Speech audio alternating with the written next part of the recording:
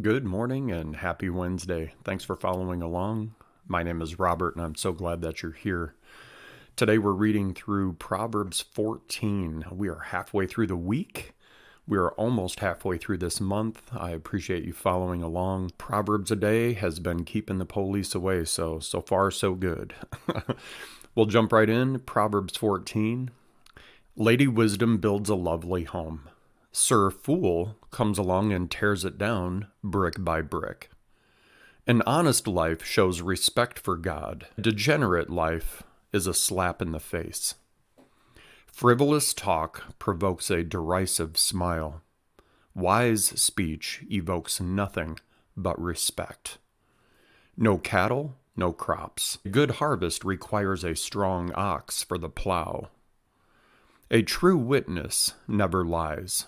A false witness makes a business of it. Cynics look high and low for wisdom and never find it. The open-minded find it right on their doorstep. Escape quickly from the company of fools. They're a waste of your time, a waste of your words. The wisdom of the wise keeps life on track. The foolishness of fools lands them in the ditch. The stupid ridicule right and wrong, but a moral life is a favored life.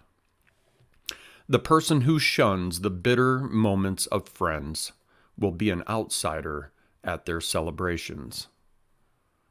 Lives of careless wrongdoing are run-down shacks. Holy living builds soaring cathedrals. There's a way of life that looks harmless enough. Look again, it leads straight to hell. Sure, those people appear to be having a good time, but all of that laughter will end in heartbreak. A mean person gets paid back in meanness, a gracious person in grace. The gullible believe anything that they're told. The prudent sift and weigh every word. The wise watch their steps and avoid evil. Fools are headstrong and reckless. The hot-headed do things they'll later regret. The cold-hearted get the cold shoulder. Foolish dreamers live in a world of illusion. Wise realists plant their feet on the ground. Eventually, evil will pay tribute to good. The wicked will respect God-loyal people. An unlucky loser is shunned by all, but everyone loves a winner. It's criminal to ignore a neighbor in need, but compassion for the poor, what a blessing. Isn't it obvious that conspirators lose out while the thoughtful win love and trust? Hard work always pays off. Mere talk puts no bread on the table. The wise accumulate wisdom. Fools get stupider by the day. Souls are saved by truthful witness and betrayed by the spread of lies. The fear of God builds up confidence and makes a world safe for your children. The fear of God is a spring of living water, so you won't go off drinking from poisoned wells. The mark of a good leader is loyal followers. Leadership is nothing without a following. Slowness to anger makes for deep understanding. A quick-tempered person stockpiles stupidity. A sound mind makes for a robust body, but runaway emotions corrode the bones. You insult your maker when you exploit the powerless. When you're kind to the poor, you honor God. The evil of bad people leaves them out in the cold. The integrity of good people creates a safe place for living. Lady Wisdom is at home in an understanding heart. Fools never even get to say hello. God devotion makes a country strong. God avoidance leaves people weak. Diligent work gets a warm commendation. Shiftless work earns an angry rebuke. And friends, that's the end of chapter 14.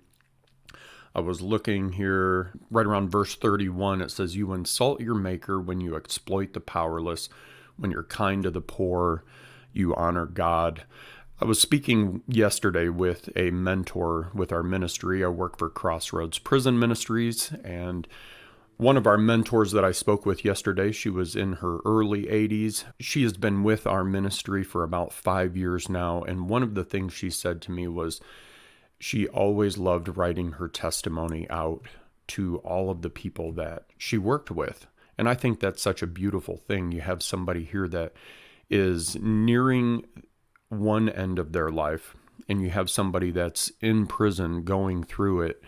And this person over here is just sharing their wisdom, sharing their experience, and trying to offer a little bit of hope.